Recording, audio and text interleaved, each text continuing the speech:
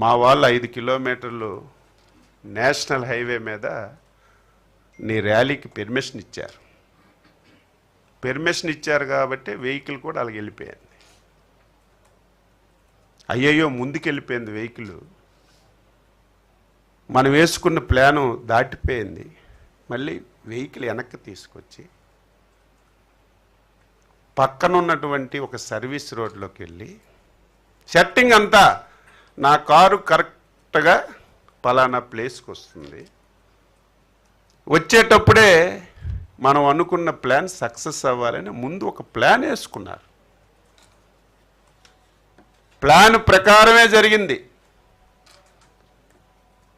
ఒక కార్యకర్తలు పరుగెడుతున్నారు. ఆయన కాల్లోనే ఆయన కాలు పెట్టుకొని కింద పడి తలకు దెబ్బ తగిలింది.